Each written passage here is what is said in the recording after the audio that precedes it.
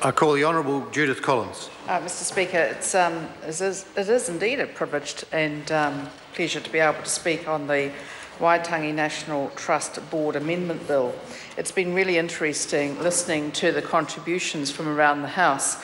And I always think that, and often say to people, that apart from the fabulous work we do on select committees, and I see my colleague Catherine Delahunty agreeing with me, it is actually around the Waitangi bills and the Treaty of Waitangi bills and everything to do with Waitangi where this House generally comes together without any acrimony and genuinely and generally tries to come to solutions to bring about justice, but also for those who claim and make claims, but also for everyone really, and I think it's something that we generally do very well.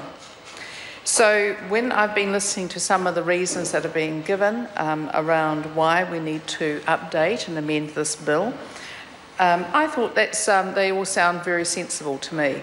Quite clearly things have moved on from when the Trust Board was originally set up, and it is important to have the families who would feel the greatest commitment and obligations to the Trust Board to be represented separately, although I note that our colleague Peter Peroni does apparently the job of 4 people, so I'm sure he does. But I think it is important. I think too is that this is a bill which actually has constitutional significance. And in the, perhaps not the black letter law way, but certainly within the general sense of it. And Waitangi is something, and the Treaty of Waitangi is something which is not solely important to Maori, it is not solely important to the Crown, but it is actually of significance to all people who wish to be New Zealanders and who are New Zealanders. When I look at my own whakapapa, and I'm not going to run it all out for you today, Mr Speaker, although I'd be happy to do so at any stage, should anyone want it.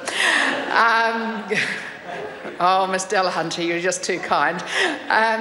But I can say that I have no other home than New Zealand. I am like many New Zealanders. No other country can call me theirs, and probably no other country would. And I would call no other country home. My family has been in New Zealand at various parts of the Cabinet. My ancestors were first recorded in New Zealand that I've found so far in 1841, a Captain Walker of Nelson. You see, this gene of wanting to be in charge is something you just can't get past. And he was a ship's captain. But a whole lot of the family came in through the years, and there is no other home. That is not unusual in New Zealand, although pretty much I am quite unusual for Pākehā for having been here for so long as a family.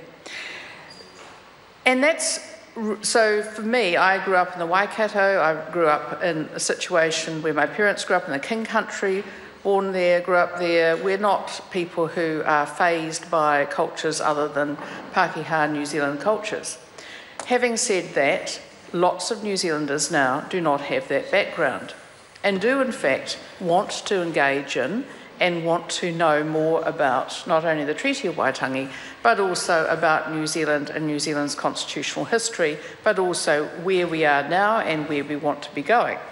And it is important that these New Zealanders be able to feel part of our team New Zealand or Team Aotearoa, whatever, but our clan, where we are loyal first and foremost and only pretty much to our country. So I wonder whether or not this Trust Board change, and I hope it will help to settle some of the issues that we routinely and unfortunately see at Waitangi on Waitangi Day each year. I actually am one of many New Zealanders who have felt somewhat distressed by some of the behaviour that has been displayed, particularly on the Te Titi Marae, when guests have been humiliated or abused. I know that that is not Waitangi. I know that that is a small group, we probably all know who they are, who wish to, and oh yes, Catherine Delahunty is one of them, a dear old mate, Catherine. But it is actually, for a lot of New Zealanders, particularly New Zealanders, that's actually really intimidating. And it actually sets up quite a barrier to wanting to get engaged more. It sets up also, for New Zealanders like myself, a bit of a barrier about wanting to be involved and wanting to be and hoping to be welcomed. So I like to hope that all these sorts of things that we do are the sorts of things that will mean that the attitude and the behaviours will improve and be more welcoming. And I know that there have certainly been instances in the past where people have felt, quite rightly so, that they should be able to protest on things, and of course you can. But I just would have this plea about this. I know that this particular board works very hard to maintain what is a treasure for our nation, given, as we've said, to the nation by Lord and Lady Bledisloe. You know, this is a tremendous gift that they did not have to do, but they did it out of a commitment to New Zealand and an understanding of the importance of Waitangi and also the Treaty of Waitangi to us as New Zealanders. So I would say it would be lovely to have Waitangi Day being celebrated all around the country, but particularly at Waitangi, and always understanding that things are never going to be perfect. Nobody's ever going to be happy with everything.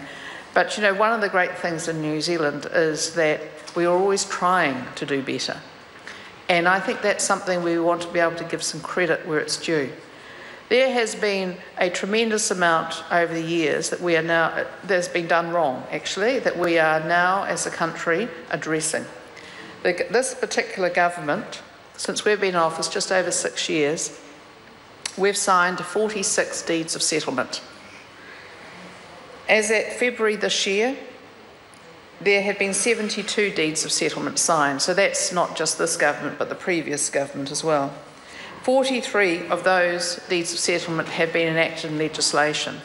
This is a huge effort by quite a lot of people actually, and it is something where both those representatives of the Crown, in other words the rest of New Zealand, and the Maori involved in this as claimants should be very proud of the effort that's gone in and the goodwill.